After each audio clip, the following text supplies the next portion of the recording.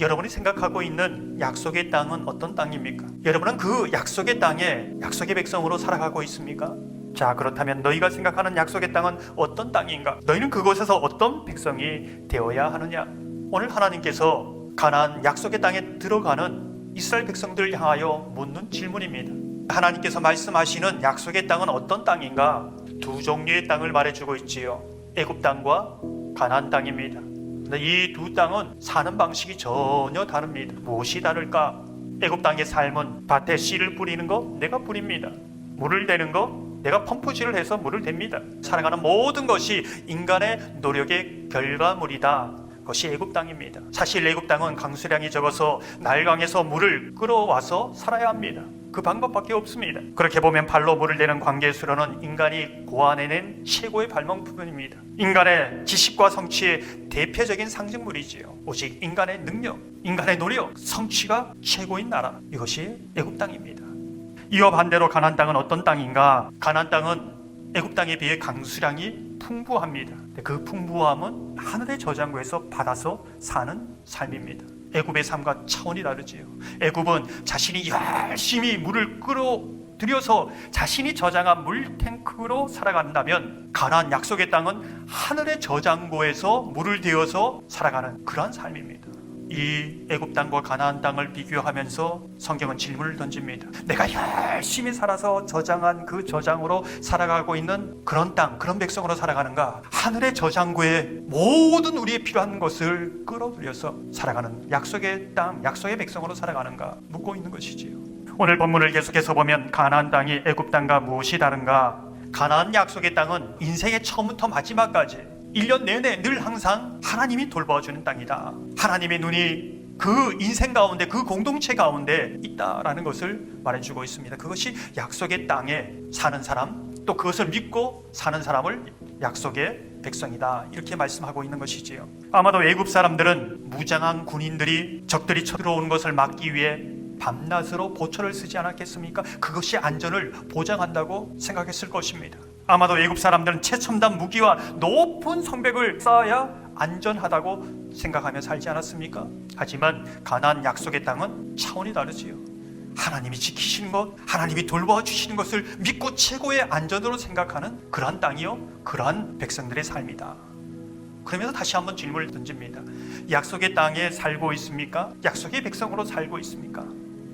이 두 삶의 방식, 무엇을 믿고 무엇을 의지하는가에 따라서 능력인가 은혜인가, 그 가치가 달라지고 삶의 방식이 완전히 달라집니다. 자, 그렇다면 애굽 땅과 왜 가나안 땅을 비교하고 있는가? 하나님의 백성으로 어떻게 살아가야 하는가? 약속의 땅은 애굽의 원리처럼 능력이 아니라 은혜의 원리에 따라 세워지는 그러한 공동체, 그러한 땅이라는 것을 말씀해 주고 있습니다. 약속의 땅은 하나님의 새로운 질서, 새로운 약속과 이상이 실현되는 그런 나라라는 것을 말씀해 주는 것이지요. 세상 사람들은 많이 일하면 많이 받아야 됩니다. 하지만 하나님의 공동체 안에서는 일한 것이 전혀 없어도 하루 종일 일한 사람과 똑같이 받는 그런 공동체입니다. 은혜의 원리지요. 능력주의가 아닙니다. 오직 능력주의로 살아가는 사람은 애굽 땅에서 어떻게 사는가? 바쁘게 삽니다. 열심히 삽니다. 노력하며 삽니다. 잘 사는 것처럼 보이지요. 그러나 거룩한 하나님의 백성으로 사는 것은 아닙니다. 신명기 6장에 보면 그들이 차지한 땅은 자신이 용맹해서 차지한 땅이 아닌 겁니다. 하나님이 주신 땅이지. 그들이 거하는 집은 그들이 건축한 집이 아닙니다. 그들이 마시는 우물은 그들이 판 것이 아닙니다. 먹는 포도원과 감람나무의 열매는 그들이 심은 것이 아닙니다. 그러나 다 하나님이 주신 것이요, 은혜입니다. 자신이 노력해서 얻은 것이 아닙니다. 이게 우리의 삶의 본질이라는 것이죠. 지금으로 말하면 예수 믿고 구원받은 거, 여러분이 한 것이 아무것도 없다, 이 부분입니다. 이 자리에서 거룩한 백성으로 예배 드리는 거, 이것을 위해서 여러분이 한 것 아무것도 없습니다. 은혜입니다. 은혜가 아니면 여기 앉아 있을 사람이 없다는 것이지요. 영원한 하나님의 집, 우리가 지었습니까? 하나님이 손수 지으신 집입니다. 그 집으로 우리를 불러서 영원히 살게 하신 겁니다. 철저한 은혜의 원리입니다. 오늘 본문은 이렇게 말씀합니다. 이렇게 은혜를 알고 믿는 백성, 그리고 그 가나안 땅에서 이 은혜를 붙잡고 살아가는 그런 삶의 모습은 어떠해야 하는가? 이 은혜를 붙잡지 않으면 애굽의 능력을 붙잡고, 능력에 필요한 신들을 붙잡고, 내 능력이 우상이 되어, 내 노력이 우상이 되어 따라갈 수밖에 없는 그런 삶인데 도대체 어떻게 살아가야 하는가? 광야에는 기적이 있었습니다. 구름 기둥과 불 기둥이 있었습니다. 큰 이적이 있었습니다. 그러나 가나안 땅에서는 오직 하나님의 말씀이 기적입니다. 기도가 하나님의 능력입니다. 이것을 붙잡고 삼지 않으면 거룩한 백성으로 살아낼 수 없다는 것입니다. 기도하지 않고 말씀에 떠나 있으면 하늘 문이 닫힙니다. 약속의 땅에 살면서도 애굽 땅으로 변해버립니다. 사랑하는 성도 여러분, 여러분은 약속의 땅에 살고 있습니까? 애굽 땅에 살고 있습니까? 정말 하나님의 백성으로 살고 있습니까? 아니면 애굽의 백성으로 살고 있습니까?